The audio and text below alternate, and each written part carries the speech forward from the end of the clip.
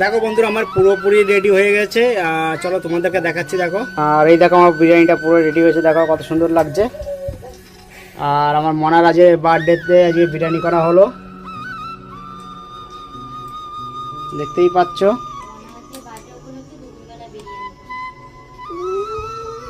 চলো বন্ধুরা ঢেকে দিয়ে এখন সব দম দিয়ে রেখে দেবো।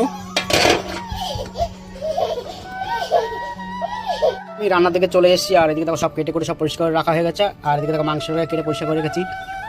ওদিকে দেখো চালটাকে ধুয়ে পরিষ্কার করে রাখা রয়েছে, ভিজিয়ে রাখা। আর দিকে পেঁয়াজ বেরেস্তা করার জন্য পেঁয়াজ কুচিয়ে রেখেছি। আর এদিকে রাইস করার জন্য তো সব মশলা নিয়ে নিচ্ছি। এদিকে শাহি জিরা আর সব যত রকম গোটা মশলা আছে সব নিয়ে নিচ্ছে। দেখো এটাকে কী বলে বলো তো, জায়ফল আর স্টার, দারচিনি, এই গোলমরিচ, শাহি গোলমরিচ মানে সাদা দুটো, আর লবঙ্গ, এলাচ, দারচিনি, আর যে রোজ পাপড়ি মানে গোলাপের পাপড়ি। আর এদিকে নিয়েছি টমেটো কুচি নিয়েছি। আর এদিকে দেখো আদা রসুন। আর এদিকে তোমরা দেখেই তো বুঝতে পারছো কী কী নিয়েছি, লঙ্কার গুঁড়ো, জিরের গুঁড়ো, হলুদ এবং ধনের গুঁড়ো। আর এদিকে দেখো আলুগুলো কেটে নিয়েছি পরিষ্কার করে। আর এদিকে দেখো প্রেশার কুকারে ওই আদা রসুন দিয়ে পেস্ট দিয়ে দিয়েছি। আর কিছুটা শুকনো লঙ্কার গুঁড়ো দিয়েছি, আর সামান্য লবণ আর একটু হলুদ। এবারে আমি এর মধ্যে সব আলুগুলো দিয়ে দেবো এক এক করে। যে আলুগুলো দুটো সিটি মারিয়ে নেবো, দিয়ে দেবো সব আমি গরম তেলের মধ্যে।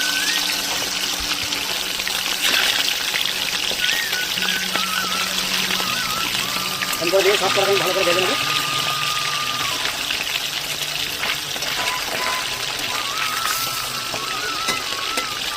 দেখতেই পাচ্ছ বন্ধুরা আমার মাংস ফ্রাইটা হয়ে গেছে। আমি এক করে সব তুলে নেবো, এরকম করে সব তুলে নেবো। দেখো এরকম করে। এই দেখো বন্ধুরা আমার মাংসটা পুরো সব ডিপ ফ্রাই হয়ে গেছে। চলো এবার আমি ওই যে তেল ছিল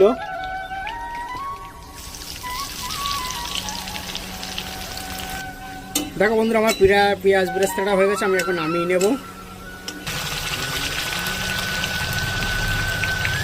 দিয়ে ভালো করে নেড়ে নেবো। সবই দিয়ে দেবো, গুঁড়ো মশলাগুলো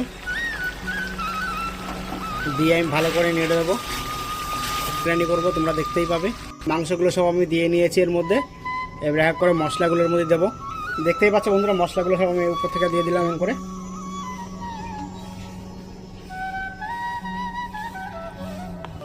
এমন করে সব মশলাটা দিয়ে নেবো পুরোটা। আর এদিকে দেখো বন্ধুরা সেই আলু যে বয়েল করে রেখেছিলাম সেই আলুগুলো আমি দিয়ে দেবো এর মধ্যে।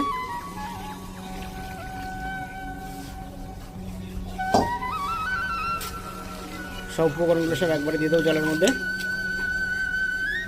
আর দিয়ে দেবো বন্ধুরা করে নিয়েছি আমি, পুরো কুক করে নিইনি, কারণ পুরো করলে ভাত পুরো একটু তেল দিয়ে দেবো কালারের জন্য।